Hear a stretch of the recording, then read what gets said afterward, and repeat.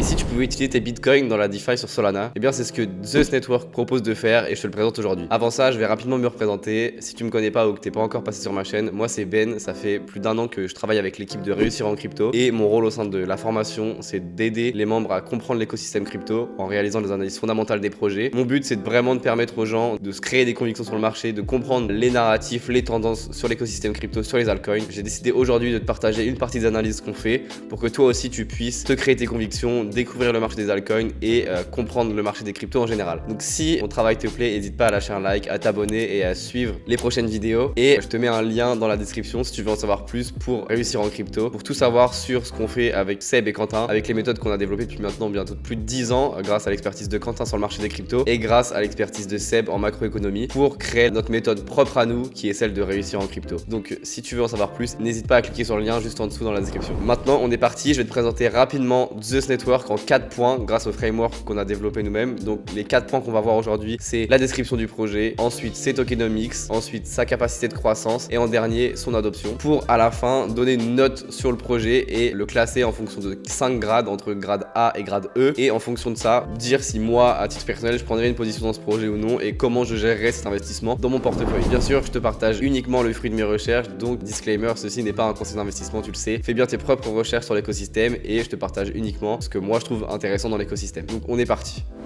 Donc aujourd'hui je voulais te parler de Zeus Protocol, un projet qui souhaite utiliser Bitcoin et l'intégrer sur la DeFi de Solana dans un premier temps. Le constat aujourd'hui que Zeus Network fait, c'est que Bitcoin manque d'interopérabilité native et donc il est bloqué et qu'il ne peut pas être utilisé dans la DeFi en général. Donc pour eux, la proposition de valeur, ça serait de connecter Bitcoin aux autres blockchains et la finalité, ça va être de transformer Bitcoin tel qu'on le connaît comme un actif de réserve de valeur qui est plutôt un actif passif qu'on va conserver sur le long terme comme un actif qui va être actif et qui va vous permettre d'obtenir des rendements que vous pourrez utiliser dans la DeFi sur d'autres écosystèmes pour tirer pleinement parti des capacités de Bitcoin, donc notamment en faisant du prêt et de l'emprunt, en le déposant en collatéral par exemple, en le déposant dans des pools de liquidité pour obtenir un rendement sur vos Bitcoins et faire travailler vos Bitcoins. Donc c'est ultra intéressant comme proposition de valeur et on va voir ensemble du coup si le projet peut mener à bien cette mission tout simplement. Au niveau de la vision de l'équipe, on a une équipe qui communique sur le fait qu'ils aimeraient amener 1% de l'offre de Bitcoin sur Solana et du coup de faire de Solana un haut lieu de la Bitcoin DeFi. Donc 1% ça représenterait 210 000 Bitcoins, on en est encore loin. On verra qu'actuellement il y a un peu moins de 300 Bitcoins qui sont tokenisés sur la blockchain Solana. En fait c'est comme de la tokenisation d'actifs plus ou moins et le but et le constat c'est qu'actuellement on peut utiliser ces Bitcoins en DeFi sur d'autres écosystèmes mais il y a déjà quelques freins à ça, c'est qu'il faut passer par des solutions qu'on appelle des wrap Bitcoin et donc ces wrap Bitcoin sont souvent détenus par des entités tierces et donc voués à une centralisation qui peut être importante et donc à des risques assez importants, alors que eux, leur solution ça serait de créer une couche multi-chain sur Solana comme une sorte de layer d'interopérabilité et en fait ça va permettre aux blockchains de communiquer entre elles, donc à Solana de communiquer avec Bitcoin tout simplement et le but c'est d'avoir un nouveau concept et une approche qui va être complètement différente puisque ce sera permissionless donc sans KYC et non custodial, c'est-à-dire que vous aurez encore la propriété et la capacité de gérer vos Bitcoins comme vous le souhaitez et il n'y a aucune entité tierce qui détient vos Bitcoins à votre place ou du moins qui a un droit d'accès dessus. Donc ça c'est un des points importants et donc ça serait une innovation à part entière puisque ça serait le premier projet qui aurait cette approche totalement non custodiale et ça c'est une vraie bonne chose pour l'écosystème. Maintenant ce qu'on doit voir ensemble c'est comment ils le font au niveau technologique et donc actuellement comment ça fonctionne. Tout simplement sur Zeus Network vous avez une DApps principale qui s'appelle Apollo et qui vous permet de déposer votre Bitcoin et en contrepartie de miner, donc de mint un ZBTC qui sera égal à 1 pour 1 au Bitcoin que vous avez déposé pour pouvoir vous en servir tout simplement sur l'écosystème Solana et pouvoir l'utiliser dans plusieurs cas d'usage. On voit que les cas d'usage qui sont disponibles, c'est ceux que je vous ai expliqué juste avant. Ça va être de faire part de la liquidité donc sur différents protocoles. Vous avez Camino, Meteora, Drift ou d'autres et aussi vous pouvez utiliser vos ZBTC comme collatéral donc sur Save ou Fragmentix par exemple et par la suite sur BTC Sol qui est un protocole qui est en train d'être développé. Donc c'est ultra intéressant, on voit qu'il y a plusieurs cas d'usage et que du coup vos Bitcoins peuvent être utilisés dans la DeFi. Pour la partie technologie du projet, on a plusieurs frames technologiques. La première c'est les Zeus Nodes et en gros c'est les Zeus Nodes plus ce qu'ils appellent les Guardians. Donc c'est une sorte de couche de validation décentralisée. C'est comme une sorte de consensus qui va être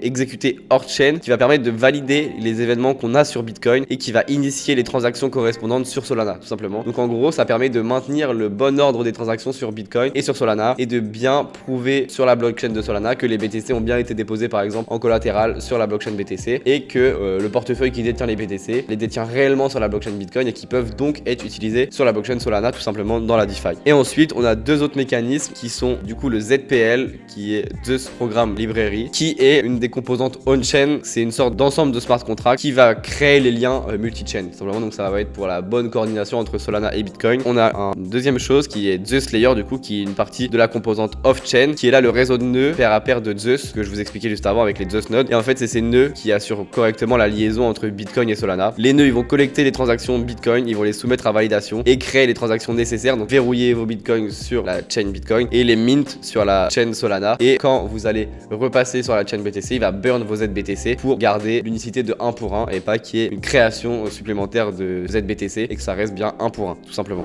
Maintenant qu'on a vu comment le projet fonctionne, on passe à la deuxième partie qui est les tokenomics du projet et pour ça on se rend sur CryptoRank. Donc on voit qu'on a une répartition qui est pour moi assez équitable. On a 40% qui va être dédié à l'écosystème et au développement de la communauté, 20% de réserve pour la fondation, 15% pour la team, 10% pour les early investors donc les early backers, 5% pour le launchpad qui a eu lieu sur Jupiter et 5% pour les advisors. Donc je trouve que c'est une répartition qui est assez saine. Maintenant au vu des fonds qu'ils ont réussi à lever sur le Jupiter Launchpad, on va le voir juste après, je trouve que c'est une répartition qui est assez faible et c'est dommage que la communauté ait que 5% alors qu'ils ont réussi à lever beaucoup de fonds par rapport à ça. Donc actuellement au niveau des vestings, on a quasiment tous les parties qui touchent des tokens et on a actuellement uniquement la team qui avait encore un cliff, mais on voit qu'ils vont commencer à recevoir des tokens à partir du 4 juillet, donc bientôt. Là aujourd'hui au moment où je tourne cette vidéo on est le 20 juin 2025, donc la team va bientôt commencer à recevoir ces tokens aussi après un cliff de 1 an et on a déjà les autres parties qui reçoivent des tokens donc régulièrement. On a la capacité de croissance de l'écosystème et de la communauté, on a la réserve de la fondation, on a les early backers et on a les advisors qui touchent actuellement leurs tokens et on a le launchpad de Jupiter qui a déjà reçu ses tokens en totalité et la liquidité qui a déjà aussi été totalement distribuée. Au niveau des vestings, on voit qu'on a une allocation qui est journalière pour l'écosystème et la communauté et la fondation. Ce qu'on voit du coup, c'est que chaque 4 du mois, on a une inflation de 4,45% par rapport au market cap actuel et c'est vraiment assez important. Ce qu'on voit, c'est que ça ajoute 3,25 millions de dollars au prix actuel du token,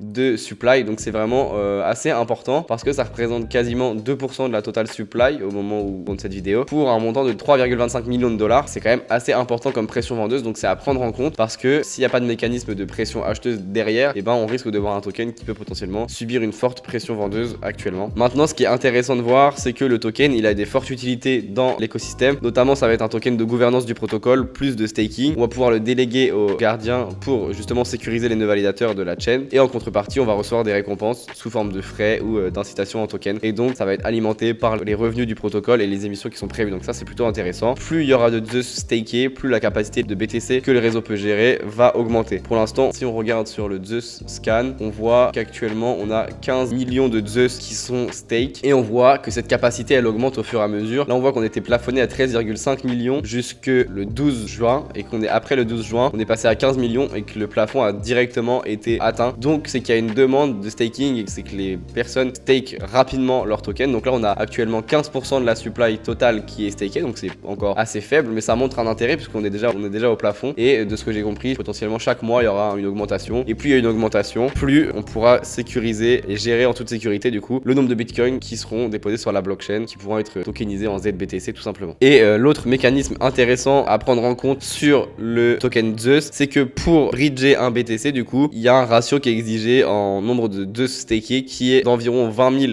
Zeus et qui peut évoluer en fonction de la demande du nombre de ZBTC qui veulent être bridgés. Donc il y a une pression acheteuse qui va se faire sainement parce que si on veut bridger ces BTC sur la blockchain Zeus et sur du coup le réseau Solana, eh bien il faudra stake des Zeus tout simplement dans le protocole. Donc ça c'est plutôt une très bonne chose et ça va créer une pression acheteuse qui est saine si le projet et le protocole est adopté tout simplement. Et pour terminer, pour en revenir sur la partie unlock et tokenomics, on voit qu'on a actuellement un projet qui est capitalisé aux alentours des 72 millions de dollars, donc c'est assez faible pour un projet qui apporte une valeur ajoutée comme ça, pour une FDV de 170 millions de dollars. Donc actuellement on a une circulating supply qui est de 42,6% et l'inflation sur les prochains mois elle est pas super élevée, donc jusqu'à décembre 2025 on aurait une inflation de 39% à peu près, et si on pousse jusqu'à Q1 2026 on aurait une inflation de 55%. Donc pour un petit projet comme ça qui libère des tokens, c'est pas énorme et s'il y a une pression acheteuse qui est saine, ça peut vite contrer cette inflation qui est pas super importante sur le token. Maintenant qu'on a vu les tokenomics, on va passer à la troisième partie qui est la capacité de croissance du projet. Et pour ça, on va étudier plusieurs points, notamment l'équipe. On a une équipe qui est plutôt bonne et avec des profils assez variés et dont un profil qui bosse aussi pour Jupiter, pour Solana et pour Blueshift. Donc ça, c'est plutôt une bonne chose. On voit qu'il est diversifié dans l'écosystème Solana et qu'il a de la valeur ajoutée dans plusieurs parties de l'écosystème. On a un CTO et CEO, Justin Wang, qui a plusieurs expériences dans le domaine du Web3. Donc ça, c'est plutôt une bonne chose. On voit aussi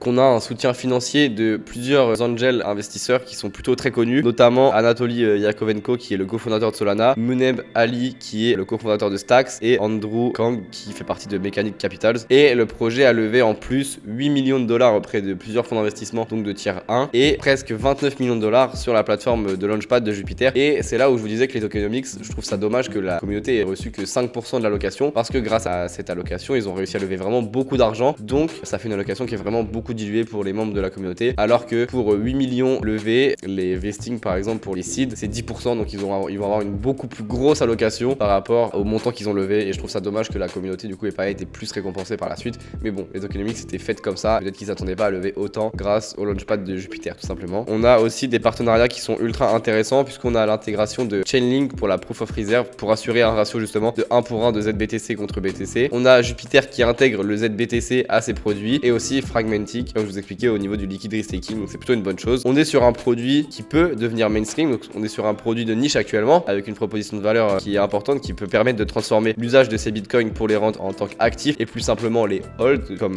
on sait le faire actuellement. Mais ça reste à considérer actuellement comme une stratégie de rendement DeFi qui est assez avancée. C'est pas non plus accessible à tout le monde pour l'instant. Au niveau des deadlines et la roadmap, on a un mainnet qui a été lancé fin décembre 2024 et on a Apollo, la première DApps du réseau qui a été lancée en mars 2025 du coup, qui est accessible au public et qui permet du coup de minter du BTC vers le ZBTC de façon permissionless. On est actuellement au chapitre 5 donc sur Zeus qui va permettre d'augmenter à chaque fois le nombre de Zeus qui peuvent être stakés et donc le nombre de BTC qui pourront être amenés sur le réseau au fur et à mesure. Donc ça c'est plutôt une bonne chose. On voit qu'ils font les choses calmement, on va dire qu'ils se précipitent pas et qu'ils essayent de bien vérifier que toute la sécurité est mise en place parce qu'il faut faire attention parce qu'on est quand même sur un actif qui collatéralise, donc ils cherchent à le minter, donc il y a quand même une sorte de bridge etc. Donc il y a quand même des grosses stacks technologiques à prendre en compte et du coup pas mal d'éléments à connaître et du coup pas mal de backtesting à faire je pense. Et on voit aussi qu'il y a plusieurs choses qui vont arriver, notamment on va avoir en 2025 le ZPL qui va être complètement open source, donc ça c'est plutôt une bonne chose, et on aura potentiellement la gestion de nouveaux actifs, notamment les runes et les ordinals sur la blockchain Solana, donc ça pourra permettre d'utiliser ce genre d'actifs directement sur Solana dans la DeFi de Solana et ça c'est plutôt une bonne chose aussi. Maintenant qu'on a vu la capacité de croissance du projet, on va terminer par l'adoption actuelle du projet et voir comment le projet est accueilli actuellement par l'écosystème Web3 tout simplement. Donc on est sur un projet qui a une TVL actuellement de 31 millions de dollars, presque 32 millions, et on voit qu'on avait eu un volume au total de 80 millions de dollars, donc c'est plutôt une bonne chose. On voit que c'est encore assez faible, 31 millions c'est encore peu. On a actuellement presque 277 BTC qui sont tokenisés sur la blockchain Solana pour 15 millions de Zeus qui sont stakés. On voit qu'on a encore très peu d'interactions, on a eu au total presque 4300 interactions depuis que le projet a été lancé, donc c'est vraiment très faible, et on voit que sur les dernières 24 heures on a eu que 8 interactions en plus, donc ça reste un projet de niche pour l'instant qui est peu adopté, mais je trouve que les datas sont assez encourageantes, c'est plutôt une bonne chose. Le petit problème et ce que je trouve dommage, c'est qu'on voit justement un ralentissement au niveau du volume sur le network. On voit qu'on a vu pas mal de volume et que la courbe suit une tendance baissière, donc ça c'est un peu dommage. À voir si par la suite ça reprend en croissance ou si les gens se désintéressent au fur et à mesure du projet, c'est ça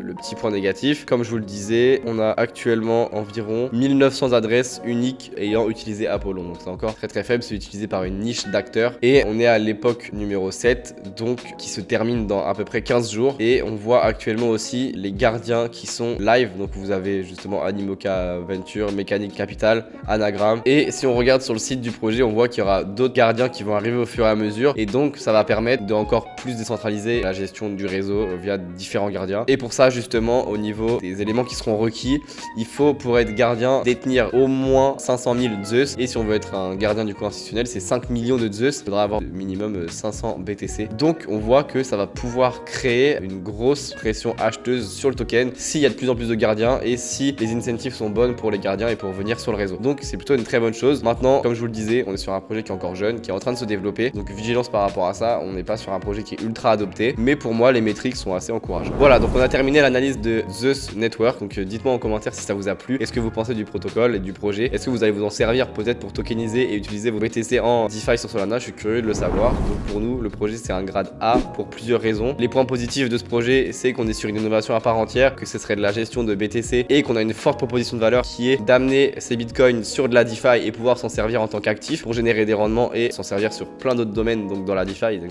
ça permet un usage qui est ultra vaste. On est aussi sur un projet qui est le premier à proposer ce genre de solution de manière permissionless et complètement décentralisée et que ça apporte une alternative au wrap BTC qui était centralisé et qui posait des problèmes. Je trouve que le projet aussi s'attaque à la DeFi sur Solana en premier, qui est un écosystème qui est toujours très mouvant et donc ils ont fait au moins un bon choix de commencer par Solana pour ensuite peut-être se développer vers Ethereum ou Base. Mais Solana c'est déjà au niveau communauté c'est un très bon choix pour commencer je pense. Et le dernier point positif c'est qu'on voit qu'on a un usage qui est réel et qu'il y a quand même des gens qui commencent à se servir de cette solution, donc ça c'est plutôt une bonne chose. Au niveau des points négatifs que je veux qu'on relève, c'est que le projet il reste très jeune et même s'il y a un peu d'adoption on voit qu'elle est encore faible et que malheureusement j'ai l'impression qu'elle est en train de décroître, donc ça faut être vigilant. Le deuxième point c'est qu'au niveau des tokenomics on a quand même là actuellement on a des vestings qui sont assez importants et une pression vendeuse qui peut se faire ressentir sur le cours du token, donc ça vigilance par rapport à ça. Si vous voulez vous exposer au projet aussi, il faut le prendre en compte dans vos investissements. Et le dernier point qui est un point un peu négatif que je prends en compte si je devais investir dans le projet, c'est que justement au niveau du ratio de TVL par rapport à l'usage, et ben on voit qu'on a une très grosse différence par rapport à des protocoles qui sont très utilisés. Donc par exemple là on a un ratio donc de TVL par rapport à la FDV qui était de 0,14 quand j'ai fait l'analyse, donc on avait 29 millions qui étaient tokenisés pour une FDV de 210 millions de dollars, donc ça faisait un ratio de 0,14. Et si on le compare à des protocoles qui sont très utilisés, donc comme par exemple Maple et Cyrup, on a un ratio de 2,46 quand on regarde la TVL du projet par rapport à sa FDV. Donc on voit que actuellement on a encore une TVL qui est assez faible par rapport à la valorisation du projet, donc il faut être vigilant par rapport à ça parce que je sais que ça va être aussi l'adoption et la croissance de la TVL qui va permettre au projet de prendre en valeur et que pour l'instant on est sur un début de projet et donc une TVL qui est assez faible. Si l'analyse elle vous a plu, n'hésitez pas à me le dire en commentaire, n'hésitez pas à me dire aussi ce que vous pensez du projet. Et à titre perso c'est un projet que j'affectionne beaucoup, qui pourrait rentrer dans mon portefeuille. Maintenant comme je vous l'ai dit c'est un grade A, donc nous grade A ça pourrait être, moi dans mon portefeuille je pourrais allouer jusqu'à 10% maximum de mon portefeuille sur ce projet. Maintenant comme c'est un tout petit projet, comme on est sur une croissance qui est assez faible et qu'on est sur un domaine de niche, moi je le managerais comme un grade C. Donc les grades C qu'on propose chez Réussir en Crypto, c'est comme si moi je le manageais comme un projet que je mets dans mon portefeuille Degen. Donc mon portefeuille Degen ça va être, je